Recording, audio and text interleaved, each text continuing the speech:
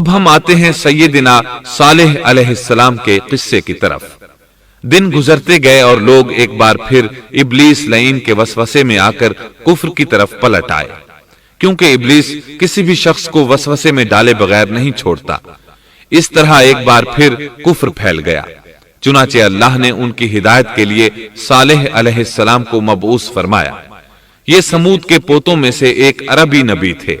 ان کا نسب نامہ اس طرح ہے: صالح بن عبید بن سیاف بن ماشق بن عبید بن حاضر بن سمود بن ارم بن سام بن نوح علیہ السلام۔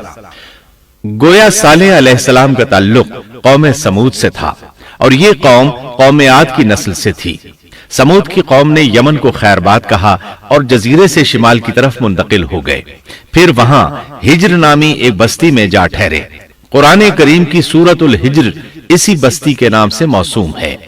قوم عاد کا تذکرہ سورۃ الحجر کے علاوہ سورۃ الاحقاف اور سورہ ہود میں بھی ہے۔ اللہ تعالیٰ سورۃ الحجر آیت 80 میں فرماتے ہیں: اور ہجر والوں نے بھی رسولوں کو جھٹلایا۔ ہجر قوم سمود کا مرکزی شہر تھا۔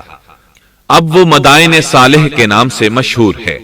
یہ شہر مدینہ منورہ کے شمال مغرب میں 380 کلومیٹر کے فاصلے پر واقع ہے۔ یہ لوگ بھی پہاڑوں کو تراش کر گھر بناتے تھے۔ یہ صنعت اور کاریگری انہوں نے قوم عاد سے وراثت میں پائی تھی۔ اللہ تعالیٰ سورۃ الفجر آیت 9 میں فرماتے ہیں: اور قوم سمود کے ساتھ کیا کیا جنہوں نے وادی میں بڑے بڑے پتھر تراشے تھے۔ قرآن مجید میں اللہ تعالیٰ ایک مقام پر فرماتے ہیں: اور ہم نے قوم عاد اور سمود کو غارت کیا جن کے بعض مکانات آپ کے سامنے ظاہر ہیں۔ ان کے مکانات ان کی تباہی سے لے کر اب تک موجود ہیں۔ شام کے راستے میں خیبر، تیماء سے تبوک تک قوم سمود کے آثار پائے جاتے ہیں۔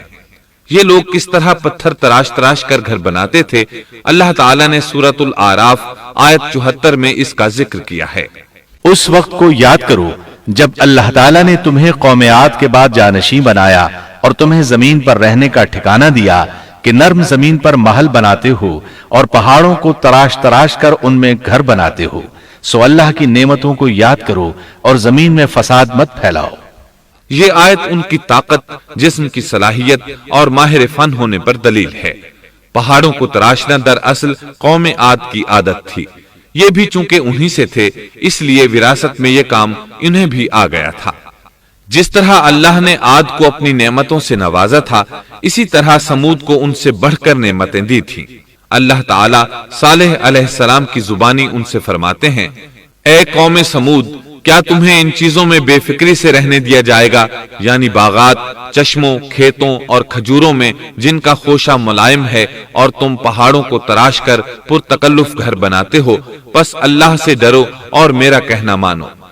لیکن ان لوگوں نے ہر طرح سے قوم عاد کی پیروی کی، نصیحت پکڑنے کی بجائے بتوں کی عبادت شروع کر دی۔ اللہ نے ان کے درمیان صالح علیہ السلام کو مبعوث فرمایا۔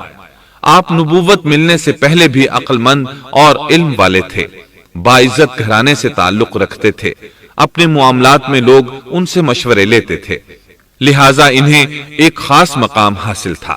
لیکن جب آپ نے انہیں ایک اللہ پر ایمان لانے، اس کے سوا کسی کی عبادت نہ کرنے کی دعوت دی تو ان کا ساتھ چھوڑ گئے۔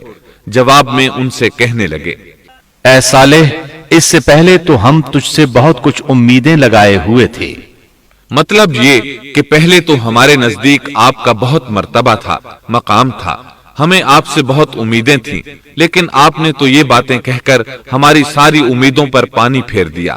ان کے اس جواب کے باوجود صالح علیہ السلام انہیں اللہ کی طرف بلاتے رہے اور ان سے کہتے رہے: اے میری قوم، اللہ کی عبادت کرو، اس کے سوا تمہارا کوئی معبود نہیں۔ تمام انبیاء کی اپنی اپنی قوم کو یہی دعوت تھی کہ اے لوگو، اللہ کی عبادت کرو، اسی نے تمہیں زمین سے پیدا کیا ہے، اسی نے تمہیں زمین میں آباد کیا ہے، اس سے معافی طلب کرو، یقیناً میرا رب قریب ہے اور دعاؤں کو قبول کرنے والا ہے۔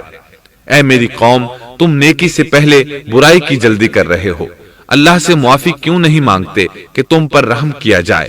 اللہ سے ڈرو، میری اطاعت کرو، حد سے گزر جانے والے بے باک لوگوں کی اطاعت سے باز آؤ، وہ ملک میں فساد پھیلا رہے ہیں اور